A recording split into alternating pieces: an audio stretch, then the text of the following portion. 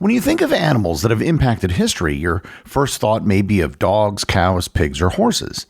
Yet another animal has played an oversized role in history, and it was never domesticated. Beavers. Beavers have been amongst the most important animals in history because of the value of their pelts and their impact on the landscape. Beaver pelts were regarded as a durable, luxurious material and became the center of one of the most important economic industries in early North America. And they even started a war. Learn more about beavers and their role in history on this episode of Everything Everywhere Daily.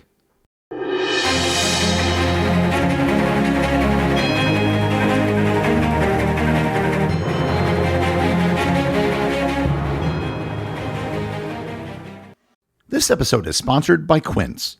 For months, I have been telling you about the high-quality products at great prices at Quince, but I want to share with you a recent experience I had with them. I recently purchased a new laptop bag from Quince. I ordered it online and waited for it to arrive, but it never showed up. It turns out the Postal Service lost it. Not Quince's fault, but I went to their website to report it. I was able to contact a live customer service agent via chat. They confirmed the issue and had a new bag sent to me immediately. The entire process took about a minute. No hoops to jump through and no waiting. Quince works directly with top factories and cuts out the middleman, so you're not paying for brand markup, just quality clothing. And they also happen to have amazing customer service. Refresh your wardrobe with Quince. Go to quince.com/daily for free shipping on your order and 365-day returns. Now available in Canada too. That's QUINCE.com/daily. Free shipping and 365-day returns. Quince.com/daily. This episode is sponsored by Mint Mobile. Everybody knows someone who insists on doing things the hard way. There's a friend who keeps paying for a subscription they forgot they had, or the one refusing to update their phone just because it still works. Mint Mobile exists purely to fix that problem. You get the same coverage, same speed, just without the inflated price tag. That's why I recommend Mint Mobile. For a limited time, get 50% off 3, 6, or 12-month plans of unlimited premium wireless. Ready to stop paying more than you have to? New customers can make the switch today and for a limited time, get unlimited premium wireless for just $15 a month. Switch now at mintmobile.com/EED. That's mintmobile.com/EED. Upfront payment of $45 for 3 months, $90 for 6 months, or $180 for 12-month plan required. $15 a month equivalent. Taxes and fees extra. Initial plan term only. Over 50 gigabytes may slow when network is busy. Capable device required. Availability, speed, and coverage varies. Additional terms apply. See mintmobile.com. Before getting into the role of the beaver in history, it's important to understand exactly what beavers are and their characteristics. Beavers generically are not a species, but a genus with the scientific designation castor.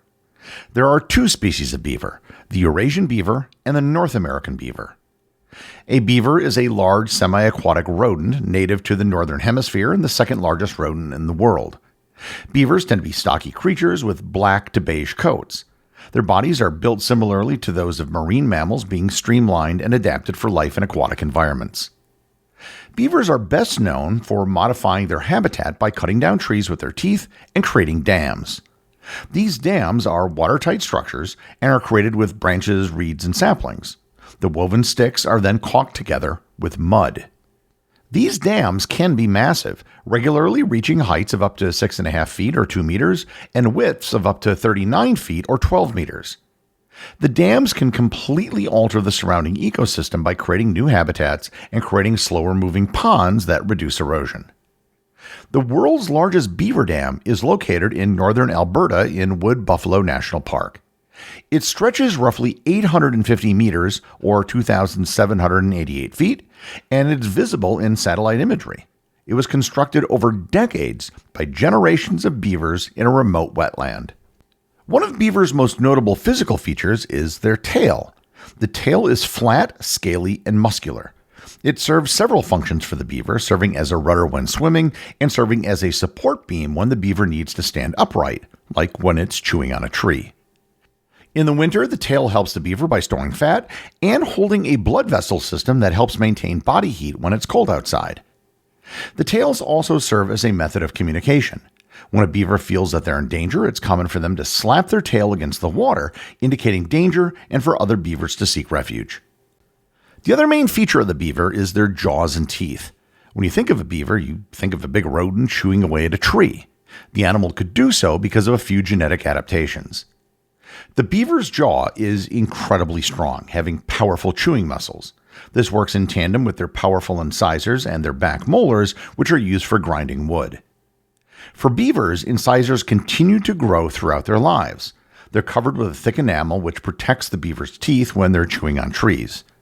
And this is a crucial adaptation because chewing down trees allows them to make the dams that they use for homes.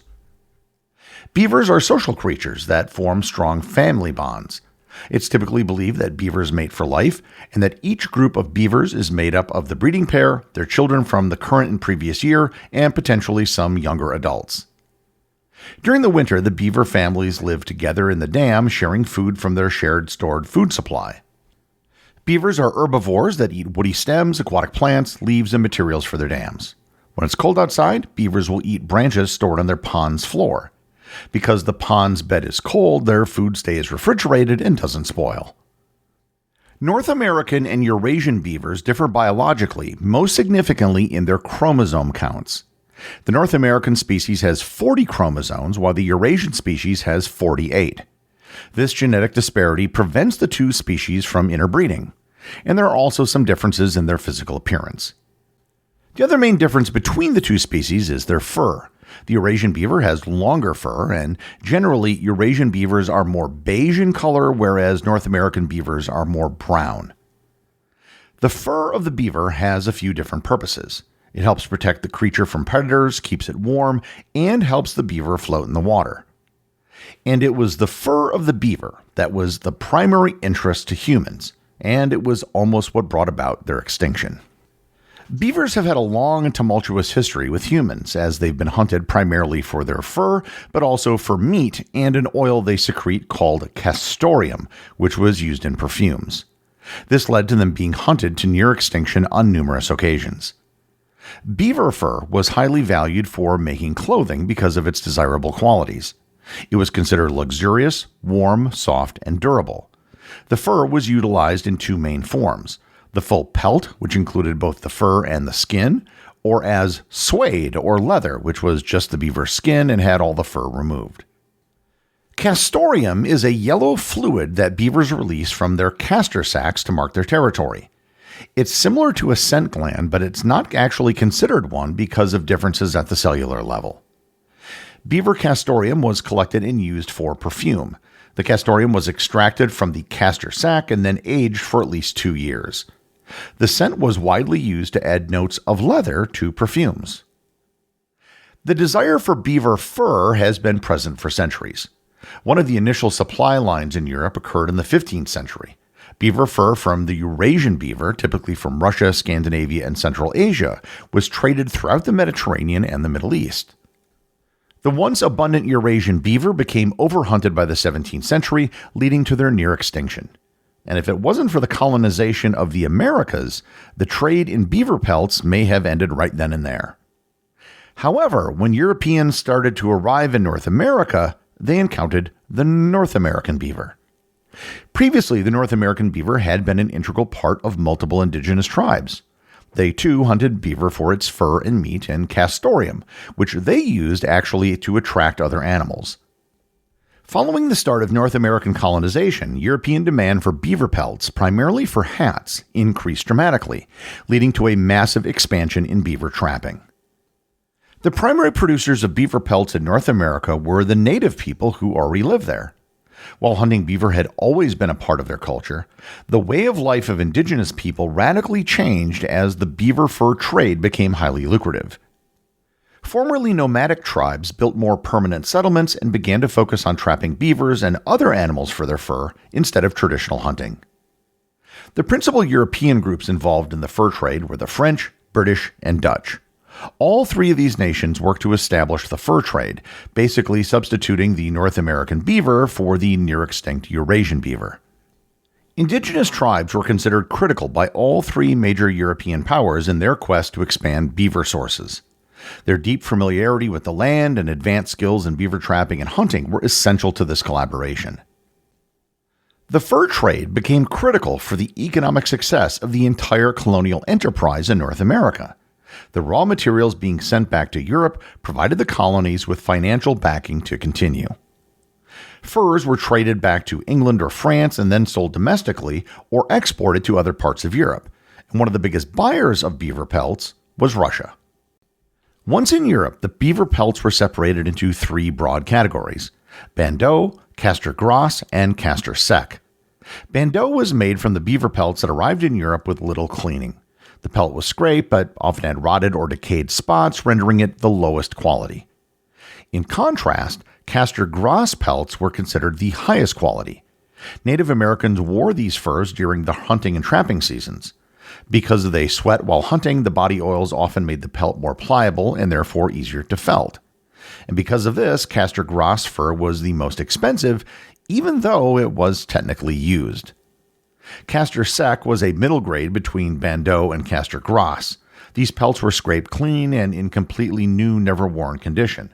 However, because these furs were never worn, they were more difficult to work with. The influx of material made the beaver fur trade even more popular in Europe and completely changed global economics. The fur trade was responsible for the development of trading networks which extended from North America to the rest of the world. The fur trade also helped connect the indigenous tribes of North America with European colonial powers. In exchange for pelts and fur, it was common for the Europeans to trade tribes gunpowder, weapons, and steel tools. The alliances formed by the trade networks fundamentally changed society in North America, entangling Native Americans in European conflicts for decades. The quest for beaver pelts also became the cause of conflict. Beginning in about 1640, a war was fought between the Iroquois Confederacy and various Algonquin-speaking tribes. The primary cause of the war was the beaver fur trade. Beaver pelts were one of the most desired products in the world, and the war was fought over who was going to control the fur trade. The Iroquois Confederacy was centered on the St. Lawrence River and consisted of 5 tribes that all spoke similar Iroquois languages.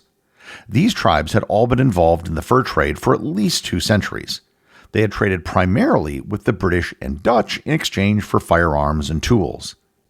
As local beaver populations declined in Iroquois territory, they launched campaigns westward and northward to control new hunting grounds and trading routes. Algonquin-speaking tribes lived in the Ohio country and around the Great Lakes. In comparison to the Iroquois Confederation, there was still plenty of beavers in their territory. Upon arriving in the Ohio country, the Iroquois encountered these other tribes. Utilizing the advantage of firearms, the Iroquois forcibly displaced the Algonquin-speaking tribes. The Algonquin tribes were at a significant disadvantage in this conflict because their allies, the French, had maintained a policy of not trading firearms to native people. The Iroquois were renowned for their strategic and guerrilla-style warfare during the conflict. These tactics allowed them to significantly expand their territory and influence, securing their power but simultaneously putting them in direct conflict with French colonists. The war lasted for decades and ultimately ended in 1701. By this time, the Iroquois essentially controlled the trapping of beavers. The French, wanting to retain control of the northern fur trade, changed their alliance to the Iroquois. The resolution of the Beaver Wars shaped the political and social landscapes of North America for both indigenous people and European colonial powers. The beaver trade was one of North America's first commercial industries and fundamentally changed the New World's economy. It provided new trade routes, altered indigenous societies, and shaped the backdrop of colonial North America. However, in the process of doing this, the beaver population in North America was decimated. The total population of 200 million beavers eventually declined to around 100,000. Fortunately for the surviving North American beavers, the fashion craze around beaver pelts eventually passed, allowing the species to take a slow road to recovery. The population naturally began to grow as trapping declined, but concerted efforts to increase it began in the 1940s. Populations were reintroduced into different wetlands, helping them grow back to a population of roughly 6 to 15 million. As for the Eurasian beaver, efforts were also made to help bring the species back from the brink of extinction. In parts of Europe, beaver populations were hunted to extinction, prompting efforts to reintroduce the species back into the ecosystem. The beavers that had survived in Eurasia had done so in small, isolated pockets in remote areas. This had protected them from being hunted during the beaver fur craze. To aid in the recovery of the Eurasian beaver population, steps such as legal protections and reintroduction programs have been implemented, mirroring efforts to restore the North American beaver. The Eurasian beaver population has gradually recovered, growing from about 1,200 individuals in the early 20th century to about 1.2 million today. Beavers have played a far larger role in the world and in human history than most people realize. Not only were they the cause of wars and a driver of fashion trends, but they're also responsible for the preservation of wetlands through the construction of their dams. The executive producer of Everything Everywhere Daily is Charles Daniel. The associate producers are Austin Oetken and Cameron Kieffer. Research and writing for this episode was provided by Olivia Ash. My big thanks go to everyone who supports the show over on Patreon. Your support helps make this podcast possible. And I also want to remind everyone about the community groups on Facebook and Discord. This is where everything happens that's outside of the show. As always, if you leave a review on any major podcast app or in the above community groups, you too can have it read on the show.